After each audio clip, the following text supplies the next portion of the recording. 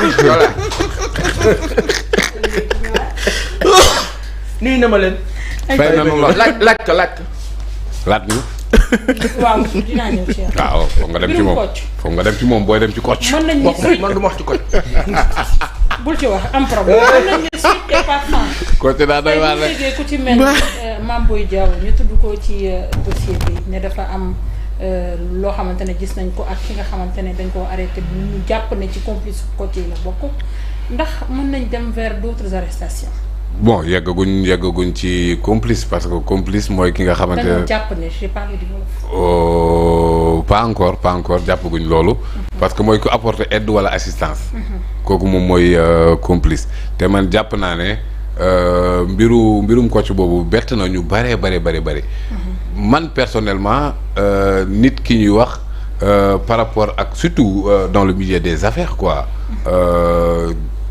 immeuble Cheikh Tall Dioum fii ci Bourguiba bi ku ne xam na ko aussi ci espace affaires nekk fii patron de presse comme tant d'autres.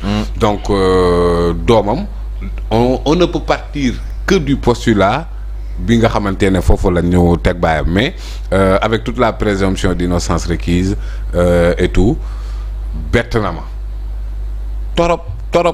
pourquoi mu bett la. non parce que en fait je sais que la personne dont on parle n'est pas pauvre quoi ba war a mën a yore ay vidéo ni di leen chantage ci xaalis non. non. le fils d'un milliardaire ne veut pas dire qu'on est riche hein. non il est riche. riche. oui il n'est pas pauvre te xam nga fan la naka laa la ko mën a expliquer sax boo ñëwee Sacré-Cœur noonu jël BRT mel ni koy dugg Rudis. intersection boobu sa gauche am na benn immeuble bu nekkoon amoon na benn glacier ay di jaay ay burger affaire yooyu c'était tout à lui ay oto kenn vendredi rek am na ku ma woo ne mais moom moo ko jaay ren en fait le gars boo ko gisee rek di nga xam ne il n'est pas comme moi quoi donc correct. bon en tout cas daal man affaire bi. kaw la ma jëlee quoi wax dëgg yàlla parce que voilà. jot nga ko gis yow correct. xam nga ko. non mën nga koy immeuble boobu noonu nga xamante ne foofu man dama fa liggéey. ci benn entreprise bu ñuy wax Elamo mais en fait le gars doo ko gis sax di xalaat yenn affaires yi donc pour dire que. c'est un peu bizarre quoi maintenant enquête la yoo xamante ne man dama jàpp ne la structure Kocc ce n'est pas une seule personne. donc les fragments incendiaires iront dans tous les sens parce que mën nga am disque dur Kocc am yoo xamante ne en fait ay éléments de chantage la du génn. maanaam amaana borom fay na ba pare wala dara. teewul ñu nga fa ne xus yu bari donc. ci yooyu noonu ramification yi mënul yem ci benn nit man ci sama xalaat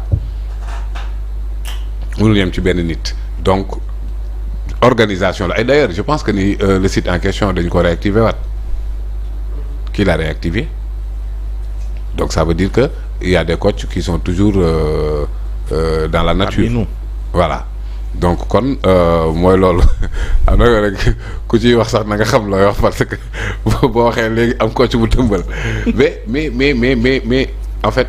au-delà bu la yorale. waaw bu yoree très bien. léegi au-delà de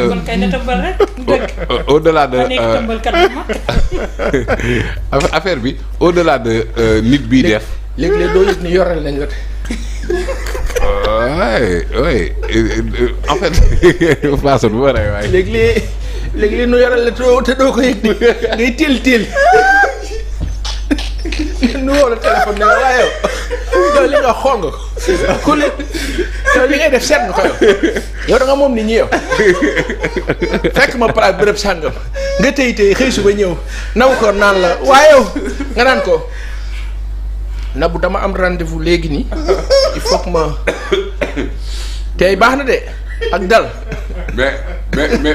mais surtout que en fait ñii ni ay génie informatique lañu na gars yi def attention bu baax a baax avec ces parce que ouais bon ak kii montage ak lu nekk donc bon je pense que affaire Mame Boye bi ki ñu wax noonu. keneen ki ñu jàppee AIB rek foog naa da doon waaj a daw piraté na ay compte ay autorité même Macky Sall sax jàpp na dégg na ci kii yooyu noonu piraté na compte am di wax ak ay nit waaye une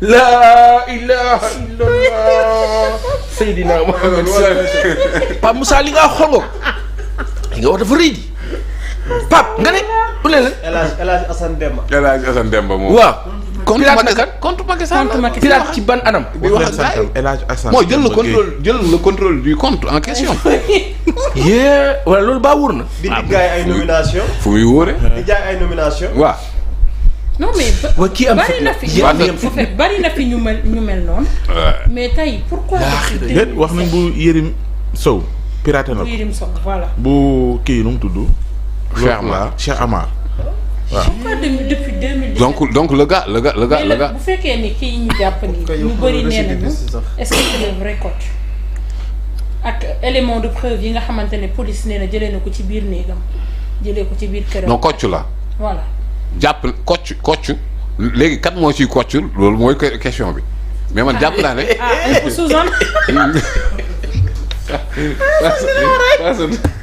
personne li muy ree laa bëgg a xam lan la déet damaa xam am réew moo xam dañ kaa jël xoj ko nu xoj ko ci kii ci loogu loolu mooy problème bi maanaam kan moo ci l'identité coach mais la structure coach moom jàpp nañ ko parce que en fait yenn saisies yi code d'accès wu site bi la kon code d'accès wu site bi moom ku ci am accès rek yow c'est-à-dire ci nga bokk admin nga fa donc ca nga bokk léegi nag coach mi est-ce que benn nit la parce que au début benn nit la woon benn compte Snapchat la woon je me rappelle à l'époque ku kii danaan tey yaa ay tour yaay ngeen dugal sa adresse dugal sa numéro loolu benn compte kese la woon mais avec intérêt bi sénégalais bi porté woon ci ñoom parce que y a des gens qui pensaient qu'il da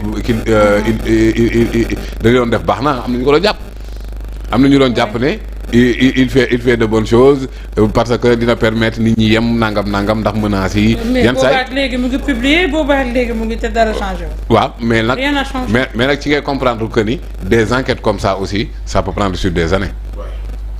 waaye boobu ba léegi complexe la. waaw bu bëri ay ramifications. ba pare on n'a pas affaire à des amateurs ci xam la. waaye gars yi danoo ils sont hyper pointus ñii ñu jàpp nii yëpp. am nañ ay famille am nañuy truc mais ñi leen jege yëpp kenn xamul woon ne nii la cas bi demee woon de. la plupart du temps. alors donc kon on peut s'attendre à d'autres ramifications. parce que plainte yooyu noonu ñu déposé woon à l'époque plainte yooyu noonu ñi ngi. parce que man xawuma ci woon sax ni compte Macky Sall dañ ko piraté. si dañ ko piraté woon na ko. loolu rëy waaw mais tey am na ku ñu fi mësoon jàpp ci ay jamono. kéemtaan ñu jékki-jékki bàyyi ko. parce kooku que dañu doon kocc. voilà. usurpation de fonction tey li kocc di def naan ne parce que moom bu ñu sukkandikoo ci li nga xamante ne moom la police di wax moom nee na du kocc. non mi ngi nii kay moom. moom du kocc te nanguwul benn yoon ñu li nga xamante ne. saytu ay kocc du nit nanguwul communiquer ak ñoom.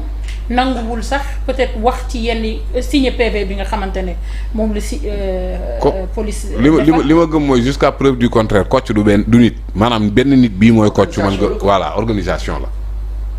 parce que affaire mbir mën nga ko tàmbali gis ne am na benn ampleur bi après mu ñëw. c'est pourquoi dans ci seen kii ci seen chef d'inculpation yi association de malfaiteurs. kon même ñi nga xam ne ñi ngi nekk ci biir enquête bi xam nañ ne ils n'ont pas affaire à une seule personne mais à une organisation léegi organisation boobu noonu foog day amale ay complices parce que am na ay vidéos yoo xam ne dañ leen koy jaay.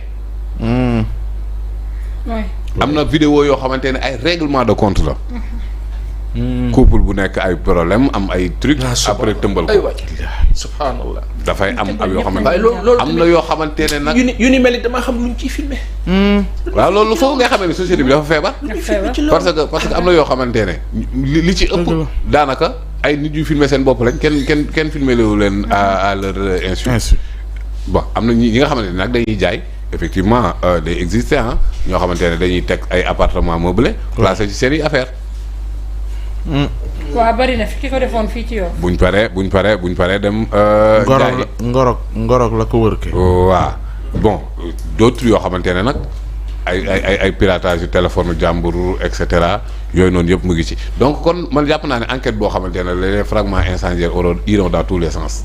dina am ay ramifications yoo xamante ne fu ça peut faire mal dans une certaine mesure parce que contre coach boobu yàq na ay vie yàq na ay vie am na ñoo xamante ne saa waay seen vie mënatul normal parce que yi nga fi doon dégg yëpp boo duggee Google ba tey tu retrouves les vidéos tu retrouves les photos tu retrouves tout. donc am na benn histoire bu ñu fi doon wax koo xamante ne bi ay ñu dem génne dafa xaru. non mais dafa mujj ñàkk bakkanam. bi ñu ko woowee ne ko est-ce que tu peux enlever ces photos ci biir site bi mu ne. dajale leen 1,2 million ci xaalisu jaxal bi. ngeen fexe ma ko jox. xam nga ne kooku nekkatul nit amatul yërmande amatul dara parce que koo xamante ne moom ñàkk na ci bakkanam ngay taxaw naan andil xaalisu jaxal bi donc. voilà donc ce sont des faits yoo xamante ne moom jàpp naa ne c'est d'une gravité extrême et que cas bi nii dafa war a servir de leçon parce que actuellement nii on parle ñu ngi ci am na ñu ciy dund yu metti man am na benn semaine bii la xaw ma ba ca topp bële semaine bële mais nit.